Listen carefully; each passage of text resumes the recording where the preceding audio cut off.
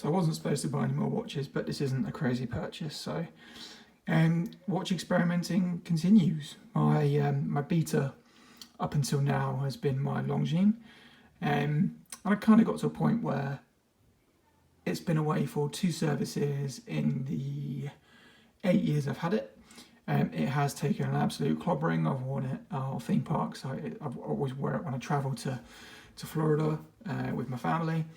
And even with the servicing that it has, it's got some fairly significant wear on it, which you would need to replace the case if you wanted to get rid of it. I'm not fussed by that. That's all good. I've got no issues with that at all. That was what it was bought for. I've just got it back from service not too long ago. It's in, I'd say, 8 out of 10 condition now, 8.5 out of 10. And I kind of wanted to give it a bit of a rest. It's typically a watch I wear to work a lot because it's got a rubber strap, so when I'm desk diving, it doesn't take a lot of damage on my other watches with the bracelets. So while I still will continue to use it, I probably won't use it quite how I did before, in as many rough occasions where it not only will it, I kind of expected it to pick up damage.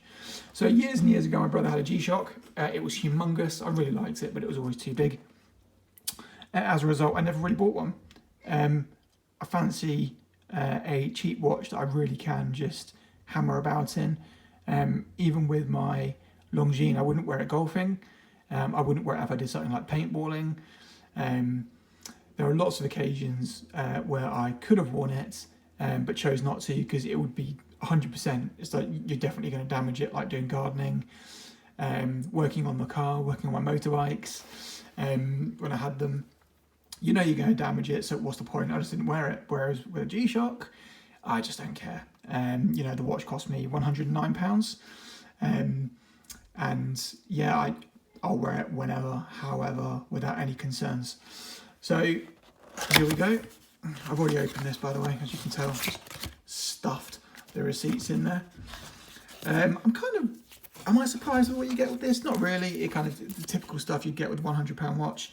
I'm not going to go through all the details of the watch. I'm just going to show you what it is, really, and for anyone interested, maybe you'll want one if you need something similar. So warranty, manual. Skip this. I'll put a link into my video of a YouTuber who did a fantastic, I think it's about a 10-12 minute review of how to set up the watch,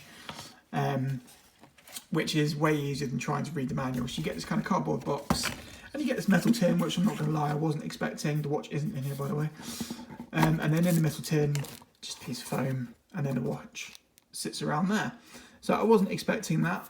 It's a little bit nicer than, like I say, I was anticipating. I just keep the receipts and stuff in case people in the future, in case I ever do sell these things. Because I always say I don't intend to, but then you never know how life changes. The idea for this one is I do keep it. And there you go. Shock horror, the Casio Oak, or whatever people want to call it. The reason I was happy to finally buy a G-Shock is that it is quite small. So I have a 7-inch wrist. It's quite a flat stroke oval shaped wrist. And you can see it does not wear big at all.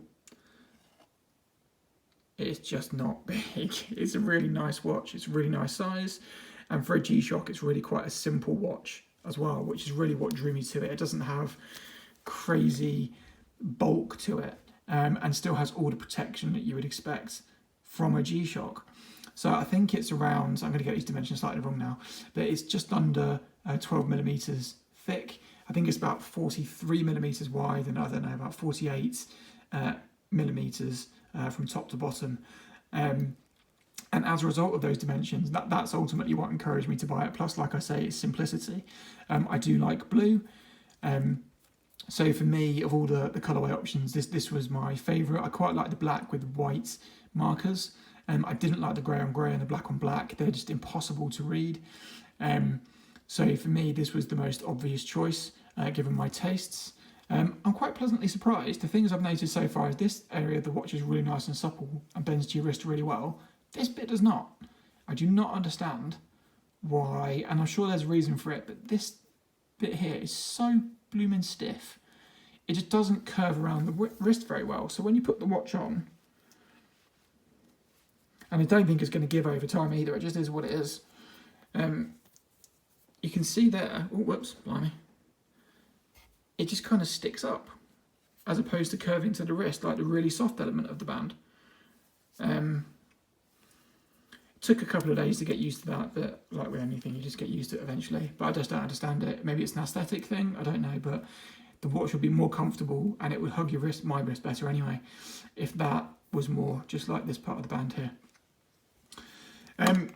Everyone knows about this watch if you like watches and you like G-Shocks. The reason this is such a good replacement really for the Longines is that it gives me the day, it gives me the date, and it gives me the month. So it's extremely usable. You can flip that to the time, but also it has a world time feature.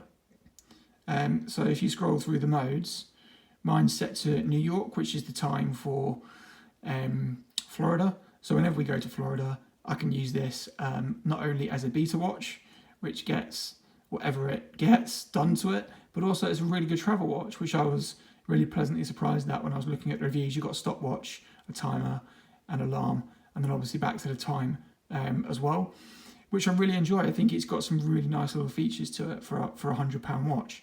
One feature I can't show you now, but is actually pretty nifty, is if the hands are obscuring either of those sub-dials, or whatever they're called, not dials, though that's a sub-dial, but the LCD, you press those two and the hands move out the way, and then you press them back again and then move to tell you what the current time is. So that's quite a nice little feature. Obviously the light, you can change that to be on for 1 to 3 seconds. So that's quite a nice little feature as well. So overall, this is an experiment. I've never owned a watch like this before. As I say, I'm not a massive fan of G-Shocks. It's my first ever G-Shock, but given the fairly clean aesthetic of this compared to normal G-Shocks, given the size of it compared to normal G-Shocks, and it's so light, it's really comfortable. You really don't notice it when you're wearing it, which is lovely. It'll just be interesting to see how I get on with this, and if I do end up keeping it longer term, because it is one of those watches like everyone says it is. You put it on, you forget about it, and if it gets knocked and hit and whatever, you just don't mind. 100 odd quid, and even then it won't get damaged. And if it does get damaged, yeah, it's all good. Also, which is quite cool, it's got quick release straps, which I didn't know until I bought it actually. So they do sell a variety of different straps that you can change it onto. So I think everyone's doing quick release straps these days, but what's quite nice about these ones is a lot of the people, the pins stick out.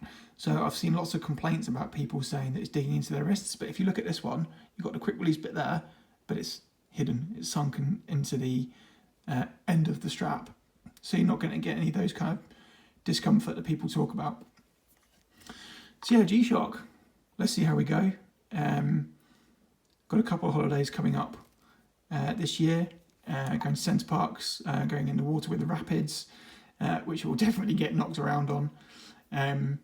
So yeah, and we're doing some outdoor activities with my daughter.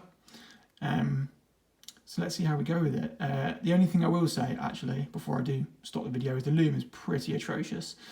So the hands Loom have Loom on, but the Loom is middling at best. These white elements here, you'd think would have Loom, so you can actually tell the time properly, but they don't for some reason. I don't quite get that. Maybe that's down to the price point of the watch. But yeah, they tried. It has some Loom. It's not great. Ultimately, if you really need to tell the time, you just use the light and a digital display, right? So it doesn't put me off the watch, but it is a bit odd. And like I say, if you're going to get one of these, use the link I'm going to put in this video, because that chap runs through every single feature, how to set up the watch, and it's way easier than trying to read the instructions. So yeah, let's see how we go. Pretty cool watch, pretty happy with it so far.